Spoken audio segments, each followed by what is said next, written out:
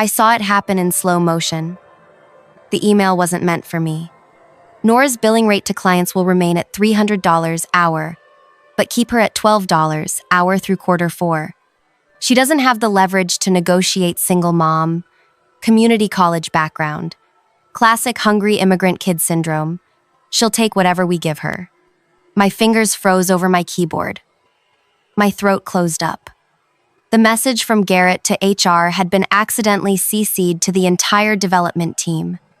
For 3 seconds, nobody breathed. Then came the frantic recall attempt. Then his office door slammed shut. I didn't cry. I didn't scream. I just sat there, staring at my screen. 26 lines of back-end code blurring as something cold and hard crystallized in my chest. My name is Nora Vargas. I was 31 years old and had spent the last 9 months rebuilding Axion Dynamics' entire client portal from scratch while living on ramen and prayer. Before I continue, if you're watching this, drop a comment letting me know where you're from, and please hit subscribe. This channel has been my therapy since everything happened. I came to Axion with big dreams and bigger student loans. My daughter Zara was 4 then, with medical needs that kept my insurance requirements non-negotiable. My ex had vanished to Uruguay with his yoga instructor, leaving nothing but a post-it note and child support payments that arrived randomly, if at all. When I interviewed at Axion, Garrett Pembroke leaned back in his chair, this enormous leather throne that probably cost more than my car, and told me they were taking a chance on me. My coding was promising but unrefined. He offered $12 an hour as a junior developer, promising a review in 6 months. "We're a family here at Axion," he said, showing me photos of company retreats I'd later discover only senior staff were invited to. "We invest in people who invest in us." I believed him because I needed to, because Zara's medication cost $1,400 a month, and our landlord had just raised the rent again. That first day, they put me in the corner desk with the wobbly leg, next to the bathroom where the toilet ran constantly. My computer was 7 years old and took 14 minutes to boot up. My training consisted of being handed a stack of outdated documentation and told to figure it out. But I did. God help me, I did. I stayed late every night, learning Axion's glitchy, fragmented systems. I rebuilt components nobody else would touch. I streamlined processes so ancient the original programmers had retired. Within 3 months, clients were specifically requesting me on their projects.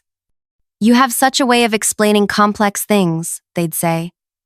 "Nobody's ever made this make sense before." I didn't know then that Axion was billing them $300 an hour for my time. I was still making $12. The 6-month review never happened.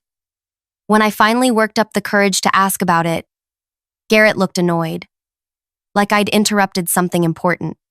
"We're tightening belts right now, Nora. The economy, you know how it is." He didn't look up from his phone as he said it. "Maybe next quarter." That same afternoon, I overheard him booking a yacht for his summer vacation.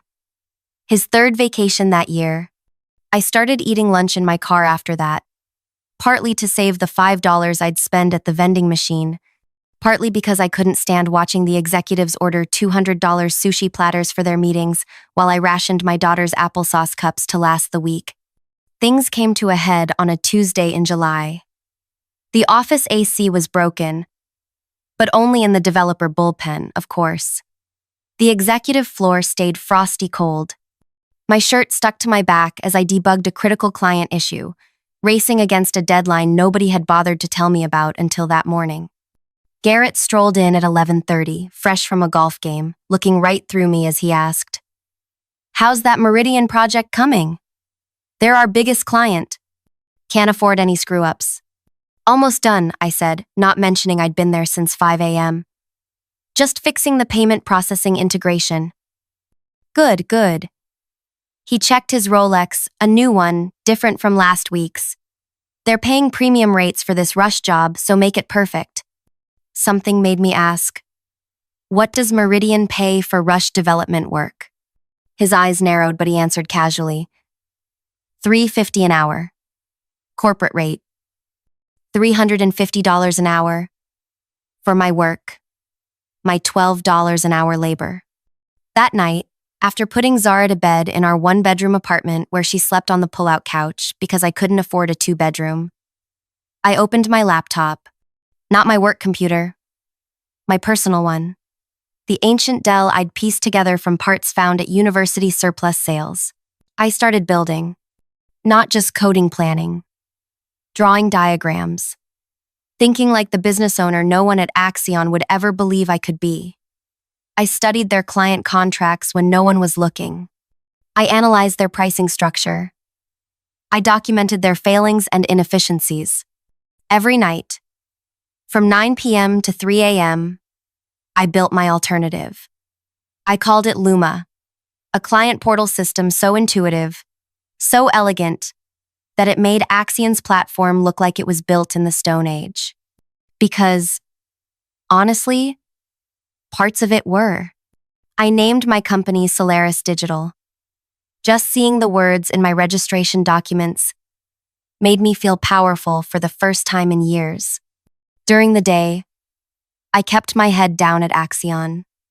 I smiled when Garrett complained about budget constraints while wearing a new designer watch. I nodded when HR sent around a memo about postponing performance reviews due to economic uncertainty. The same week, they renovated the executive washrooms with imported marble.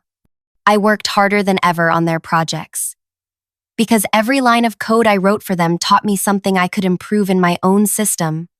3 months into my nighttime venture, my neighbor Pia, a graphic designer who'd been similarly exploited at her agency, joined me. We worked from my kitchen table after our kids were asleep, her designing the beautiful interface that would make my powerful backend shine. "They'll never see it coming," she whispered one night at 2 a.m. as we high-fived over a breakthrough. "They think people like us are just grateful for the scraps." By month 4, I had a working prototype. By month 5, I had secured a small business loan based on the strength of the platform alone. The loan officer actually said, "This is the most impressive bootstrap project I've seen in years." I used some of that money to consult with a lawyer about my Axion contract.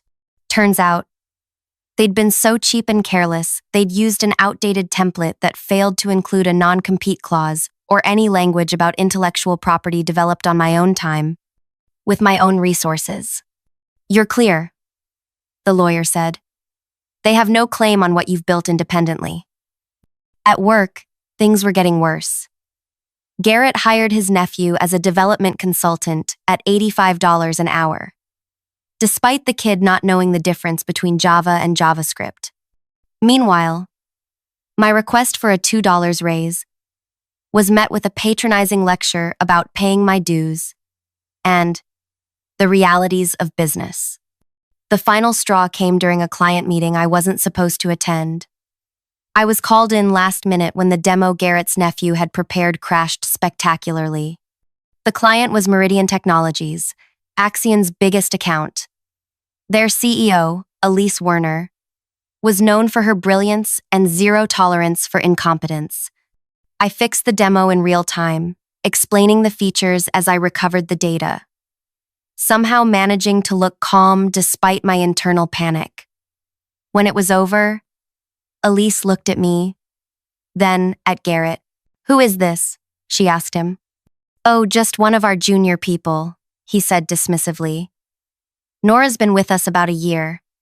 Elise's eyes never left mine. "You built this entire system?" Before Garrett could interrupt, I nodded. "Yes, and the previous version too." Elise handed me her card. Not her company card, but her personal one, with her private number handwritten on the back. "Call me," she said quietly. "We should talk."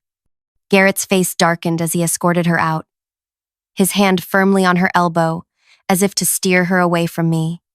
Through the glass conference room walls, I saw him laughing too loudly at something she said, while she looked back at me with curious eyes. That night after Zara fell asleep, I called the number. I've been watching you solve problems in real time for 90 minutes, Elise said without preamble. That's more impressive than most developers' portfolios. What's your story, Nora? So I told her. Not everything. I wasn't ready to reveal Luma yet, but enough. About my background, my education, my daughter, my passion for elegant solutions. What's Axion paying you? She asked bluntly. I hesitated, then told her. The silence that followed was so long I thought we'd been disconnected. $12 an hour, she finally repeated. And they bill us. She stopped herself. I see. 2 days later, Garrett called me into his office. His face was flushed with what I initially thought was anger, but later realized was fear. Meridian is concerned about some aspects of their project, he said stiffly. Elise Werner has requested that you be the primary point of contact going forward. Exclusively. He made it sound like an accusation. Okay, I said. What did you say to her? He demanded. Nothing about Axion. I answered truthfully. I hadn't needed to. She'd figured it out herself. For the next 3 weeks, I worked directly with Meridian, attending video calls that Garrett was pointedly not invited to. Elise and her team respected my input, actually implemented my suggestions, and treated me like a professional. Meanwhile, Luma was nearly complete. Pia and I had built something truly revolutionary. A system that did everything Axion's platform did, but faster, more securely, and with an interface so intuitive that user testing groups were calling it magical. I'd secured a small office space, nothing fancy, just a room above a coffee shop owned by another mom from Zara's school who'd given me a deal on the rent. I'd hired 2 other developers, both brilliant women who'd been similarly undervalued at their jobs. We worked nights and weekends, fueled by determination and discount grocery store coffee. Then came the day I'd been both dreading and anticipating. The day I finally had to give my 2 weeks' notice at Axion. I printed the letter on plain white paper. No fancy letterhead. I wasn't ready to reveal Solaris Digital yet. Just a simple, professional resignation. Garrett was on his phone when I knocked on his open door. He held up one finger, making me wait while he finished what sounded like a lunch reservation for 4 at a restaurant where appetizers cost more than my daily wage. Finally, he put the phone down. What is it, Nina? Nora, I corrected, something I'd done at least 20 times over my 15 months at Axion. I'm giving my 2 weeks' notice. I placed the letter on his desk. He didn't pick it up. Instead, he leaned back, studying me with something between amusement and annoyance. Let me guess. Meridian offered you something. Typical. They've always had poaching issues. He sighed dramatically. Look, we might be able to bump you to $14 an hour, but you have to understand, people with your background. I'm not going to Meridian, I interrupted. That got his attention. Then where? I've started my own company. He laughed. Not a chuckle. A full head-back laugh of genuine hilarity. As if I'd told the funniest joke he'd heard all year. Your own... He couldn't even finish the sentence. Nora, come on. Do you have any idea what it takes to run a tech company? The capital investment alone. I've secured funding, I said quietly. That stopped his laughter. What kind of funding? Enough. I wouldn't give him details. My last day will be the 15th. I'm happy to document all my projects and train whoever you assign to take them over. He was silent for a long moment, calculating. I could almost see the wheels turning. Finally, he sighed. Look, everyone gets frustrated sometimes. Why don't you take a few days off? Think things through. Starting a business is hard, especially for single parents without a support system. The condescension in his voice made something snap inside me. But I kept my expression neutral. My decision is final. I appreciate the opportunities Axion has provided. The corporate platitude tasted bitter on my tongue. As I turned to leave, he called after me, his voice suddenly harder. What's this company of yours going to do exactly? I paused at the door and looked back. You'll see. That afternoon, Garrett called an emergency meeting with the executive team. Through the glass walls of the conference room, I could see him gesturing angrily, occasionally pointing in my direction. The other developers gave me curious looks, but I kept coding as if nothing had changed. Over the next few days, the atmosphere grew increasingly tense. Garrett assigned his nephew to shadow me, obviously hoping to extract as much knowledge as possible before I left. The kid spent most of the time on his phone, occasionally asking questions that revealed how little he understood about what I'd built. 1 week into my notice period, I received a text from Elise Werner. Lunch tomorrow? My office. Important to discuss before things change. I replied with a simple, I'll be there. The next day, I told Garrett I had a doctor's appointment. He looked suspicious, but couldn't exactly deny me medical care. I took an Uber to Meridian's headquarters, a beautiful glass building downtown that made Axion's offices look shabby by comparison. Elise met me in the lobby herself, rather than sending an assistant. She led me not to a conference room, but to her private office on the top floor, with floor-to-ceiling windows overlooking the city. Thank you for coming, she said, gesturing to a seating area where lunch was already laid out. Not extravagant, just fresh, healthy options. Consider it. Garrett called me yesterday, she continued, not wasting time on small talk. He was concerned that I might be planning to hire you. I raised an eyebrow but said nothing. He informed me that hiring you would constitute a hostile business action and could jeopardize our partnership with Axion. She picked up a water glass. Then he offered to reduce our rate by 15% if we signed a 3-year contract. And what did you say? I asked. I told him I'd think about it. She set down her glass. But what I really want to know is about this company you're starting. He seemed unusually rattled about it. I hesitated. This was the moment of truth. I'd brought my laptop, with the full Luma demo ready to go. But once I showed it to her, there would be no turning back. Before I show you, I said carefully, I need to be clear about something. I didn't build this to steal Axion's clients. I built it because I knew I could create something better. Elise nodded. Understood. I opened my laptop and pulled up Luma. For the next 30 minutes, I walked her through the platform, the streamlined workflow, the innovative security features, the intuitive interface Pia had designed. I showed her how it integrated with existing systems, how it anticipated user needs, how it solved problems Axion's platform didn't even acknowledge existed. When I finished, Elise was silent, her expression unreadable. Then she asked, one question. When can you deploy this for Meridian? My heart pounded so hard I could feel it in my fingertips. This wasn't how I'd planned things. I'd expected months of grinding to secure my first major client, not an immediate offer from a company the size of Meridian. 2 weeks, I heard myself say. I have the infrastructure ready, but I'd need time to migrate your data and customize certain elements. Elise nodded, then leaned forward. And your pricing structure? I named a figure that was 30% less than what Axion charged them, yet would still give me a healthy profit margin and allow me to pay my small team fairly. Done, she said, extending her hand. Send over the contracts this afternoon.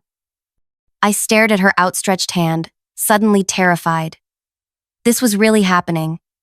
Don't you need to discuss this with your board? Your IT department? Elise smiled. Not the practiced corporate smile I'd seen in her press photos, but something more genuine. Nora, I've spent 15 years in this industry watching brilliant women undersell themselves while mediocre men profit from their work.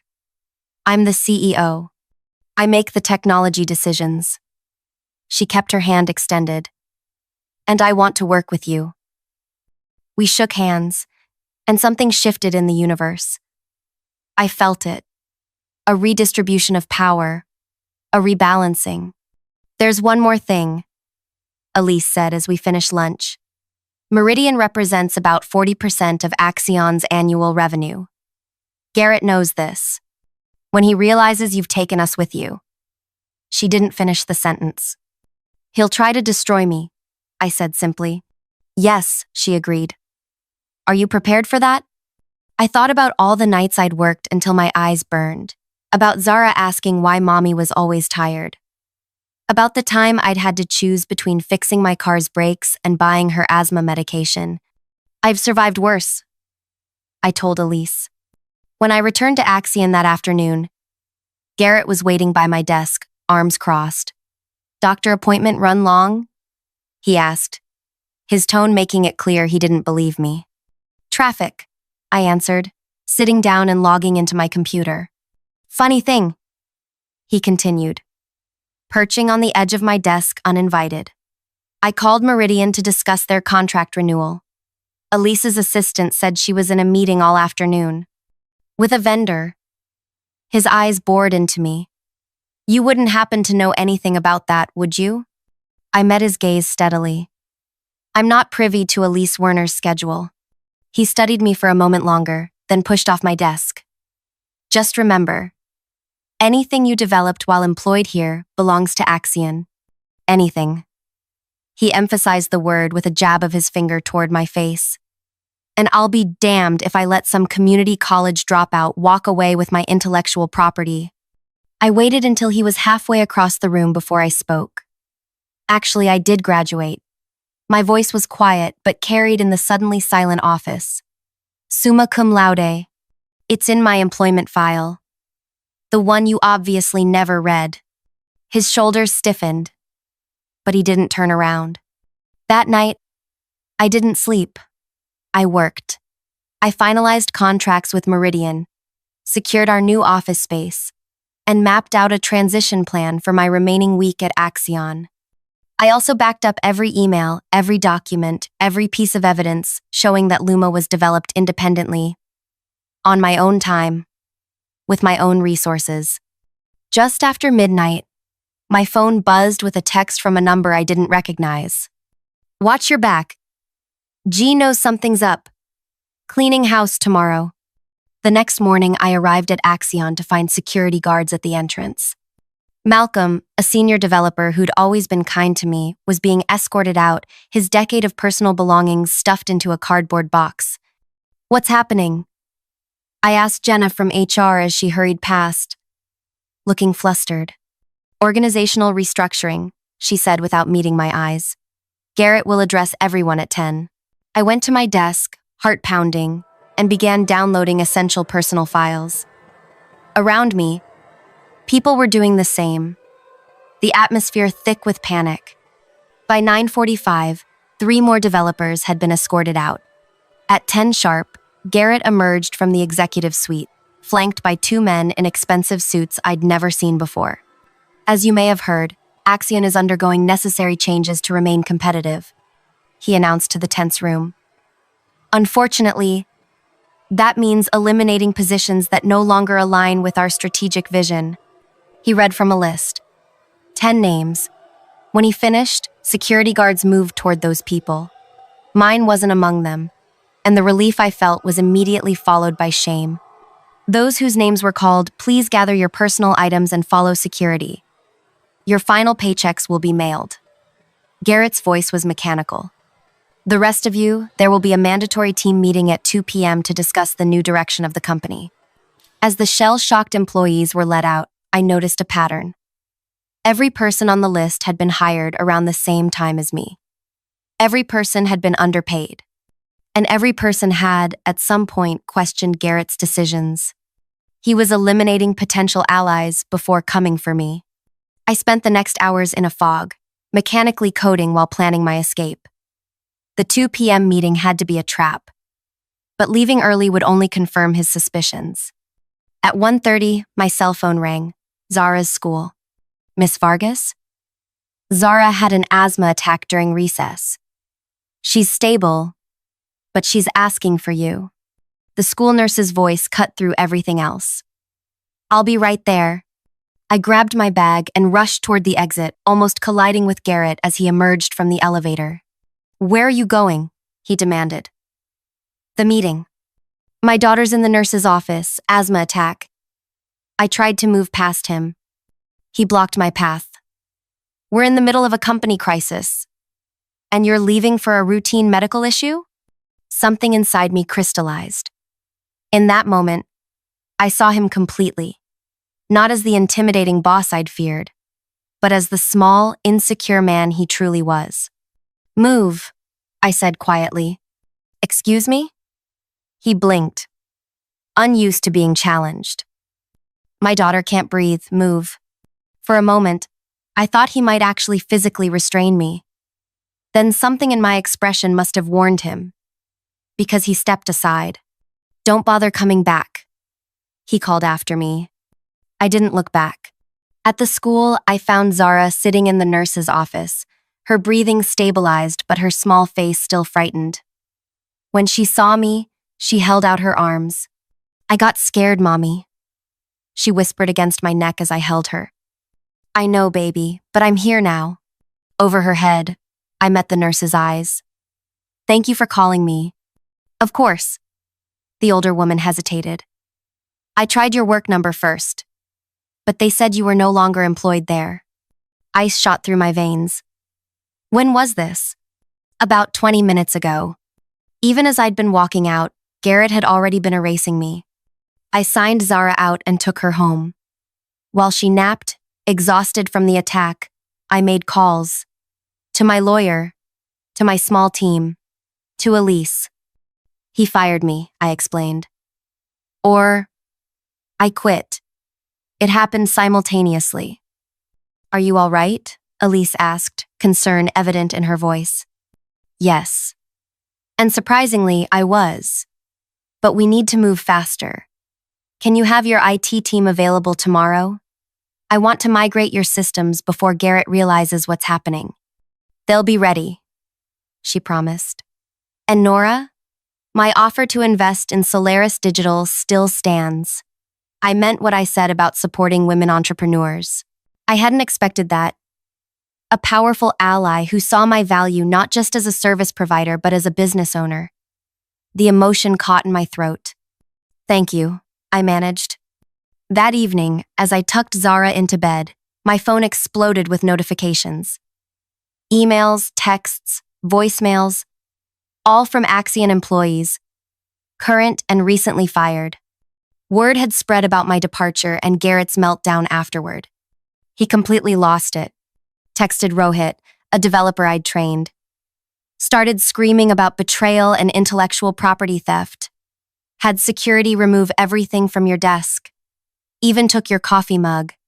From Malcolm. Heard you're starting something new. Whatever it is, I'm in. From Jenna in HR. Just overheard G on the phone with lawyers. They're planning to sue you for stealing their proprietary technology. Direct quote, I don't care what it costs. Destroy her. Please tell me you have protection. I did. My lawyer had ensured everything was airtight. I had documented every line of code written for Luma, all on my own time. I had witnesses who could testify that Axion had no similar technology in development. I had dated records showing Luma was conceived and built entirely separate from my Axion work. But legal protection wouldn't stop Garrett from trying to crush me. He had resources, connections, and a vindictive streak a mile wide. The next morning, I dropped Zara at school and headed to our small office above the coffee shop. Pia was already there, setting up workstations for the 2 additional developers we'd hired, both former Axion employees Garrett had fired yesterday. Ready for this? She asked, handing me coffee in a chipped mug with Boss Lady written on it. A gift from her daughter to mark the founding of Solaris Digital. No, I admitted. But we're doing it anyway. The next 12 hours were a blur of focused work. We migrated Meridian's entire system to Luma, troubleshooting in real time, supporting their employees through the transition. By midnight, it was done. Meridian was officially running on our platform. I drove home in a daze, equal parts exhausted and exhilarated. We'd done it. Launched our company, secured a major client, and completed our first successful deployment, all in the span of 48 hours. The next morning, I woke to my phone ringing. Unknown number. Is this Nora Vargas? An unfamiliar male voice. Yes, I answered cautiously. This is Daniel Kiernan from Venture Capital. Elise Werner suggested I call you. We're interested in discussing investment opportunities with Solaris Digital. I sat up in bed, suddenly wide awake. Venture Capital was one of the largest tech investment firms in the country. I'm listening. We've reviewed the preliminary information Elise shared, and we're impressed with Luma's capabilities, particularly how it addresses pain points that Axion's platform has ignored for years. He paused. I understand you developed this independently? Completely. I confirmed. I can provide all documentation. Good. Because Garrett Pembroke is currently telling anyone who'll listen that you stole Axion's intellectual property, including our managing partner, during a rather awkward breakfast meeting this morning. My stomach dropped. And what did your managing partner say? Daniel chuckled. She asked to see Axion's patent filings for the technology Garrett claims you stole. There weren't any, of course. The relief was instant but short-lived. That won't stop him, I said. No, Daniel agreed. Which is why we'd like to meet as soon as possible. Today, if you're available. Having Venter's backing would make potential clients less nervous about Garrett's threats. We arranged to meet that afternoon. I called my neighbor to watch Zara after school and headed to our office to prepare with Pia and the team. I was reviewing our pitch deck when my lawyer called. Axion just filed suit, he said without preamble. They're alleging theft of trade secrets, breach of contract, and tortious interference with business relationships. Despite expecting this, the reality of being sued hit hard. What do we do? First, don't panic. Their case is weak. Second, send me all your documentation showing Luma's independent development. And third, his voice softened slightly. Prepare for this to get ugly. Garrett is painting you as a disgruntled employee who deliberately stole from the company that gave you a chance when no one else would. The familiar narrative made my blood boil. The ungrateful immigrant. The charity case. Who didn't know her place. Let me guess, I said bitterly. He's playing the victim? Poor successful businessman targeted by scheming former employee? Something like that. My lawyer confirmed. But we have truth on our side. And apparently, you have Elise Werner, which counts for a lot. After hanging up, I sat quietly, absorbing the reality. I was being sued. My fledgling company was under attack. The safe path would be to settle, to give Garrett something to satisfy his ego, to make the problem go away. But that would mean admitting I'd done something wrong, that I had something to apologize for, and I didn't.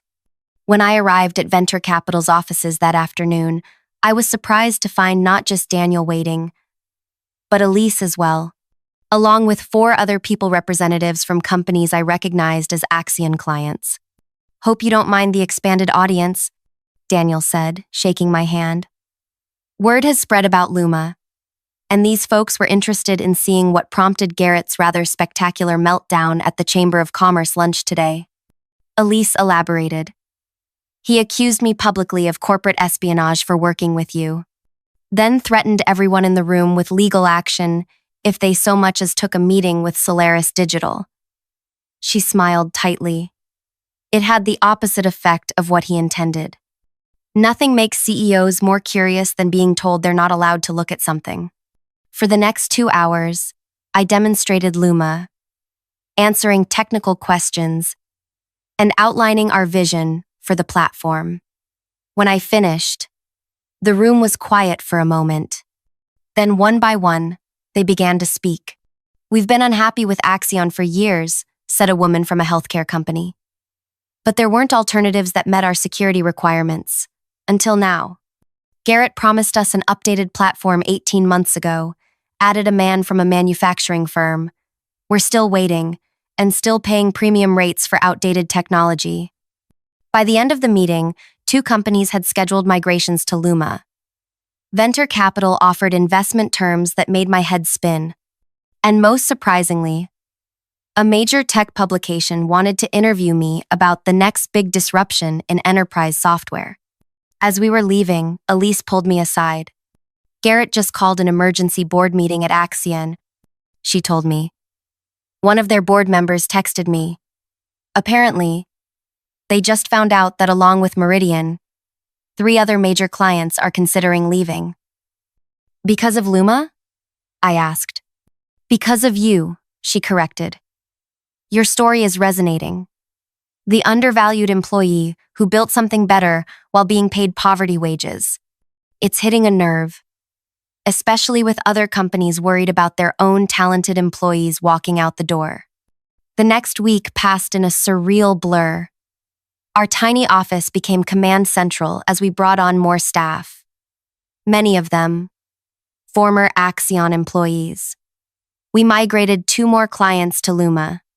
The investment from venture capital allowed us to lease proper office space and upgrade our infrastructure. Meanwhile, Axion's lawsuit progressed. My lawyer filed our response, complete with exhaustive documentation proving Luma's independent development.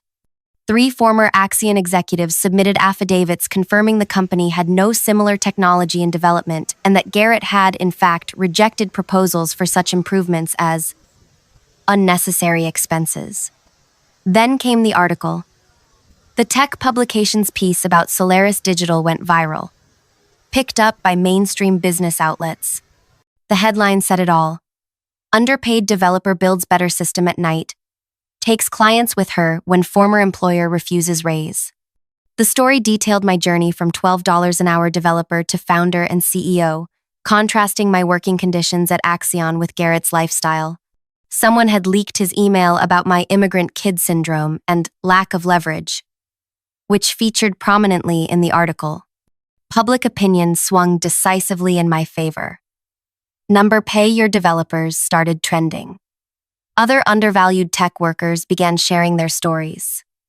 The conversation about exploitation in the industry exploded.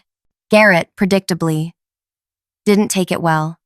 He gave a disastrous interview where he defended paying me $12 an hour while billing $300 for my time as standard industry practice and suggested I should have been grateful for the opportunity. The backlash was immediate and fierce. 3 weeks after I walked out of Axion, I received an unexpected email from Jenna in HR. Board meeting just ended. G was suspended pending investigation into company practices. They're bringing in interim management. Thought you should know. That same day, my lawyer called with news. Axion wanted to settle the lawsuit. Their conditions? We would acknowledge they had no legitimate claim. They would issue a public apology. And, most surprisingly, they would pay damages for defamation. They're cutting Garrett loose, my lawyer explained.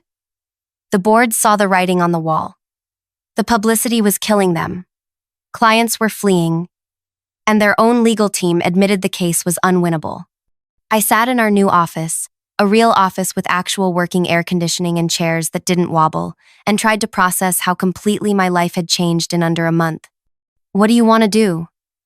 Pia asked quietly. She'd been with me from the beginning, working at my kitchen table when Luma was just an idea born of desperation and rage. What did I want?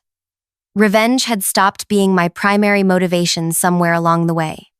What drove me now was building something that reflected my values: fair compensation, respect for people's time and talent, technology that actually solved problems instead of creating new ones. I want to accept the settlement, I decided, but with one condition. 2 days later, I sat across from Axion's board of directors minus Garrett, who was conspicuously absent.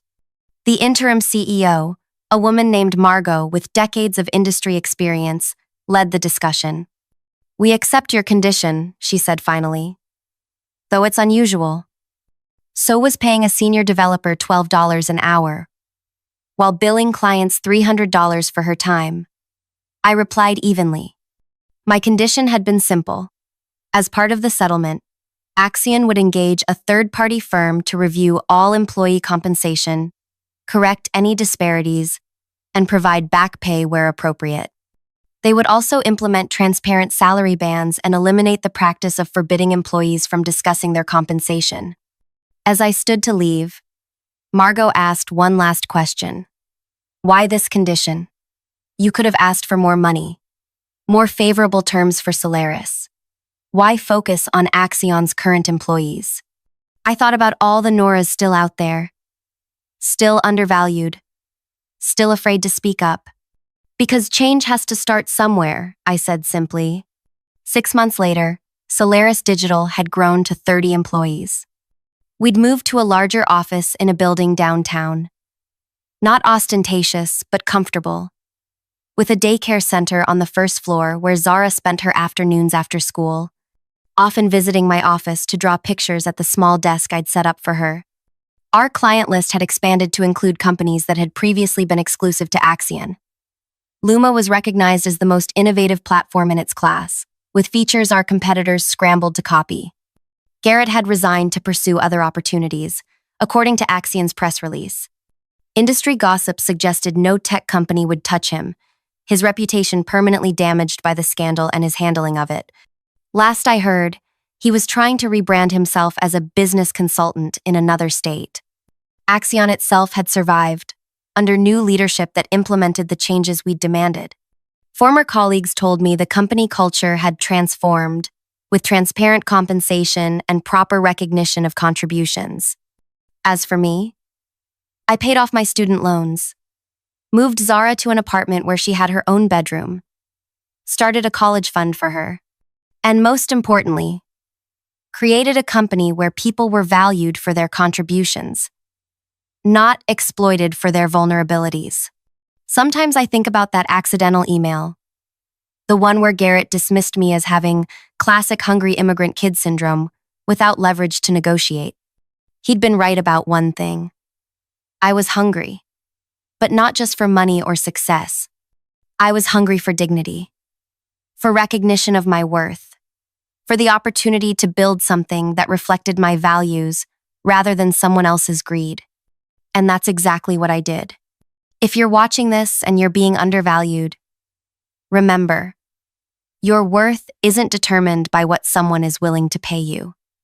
It's in what you can create, in the problems you can solve, in the vision you bring to the world. Have you ever been undervalued at work? What did you do about it? Drop a comment below and let me know. And if my story resonated with you, please subscribe to this channel. I share new experiences about business, technology, and finding your worth in a world that often tries to minimize it. Remember, sometimes the best revenge isn't destruction. It's creation. Building something so undeniably excellent that those who underestimated you are forced to watch your success from the sidelines.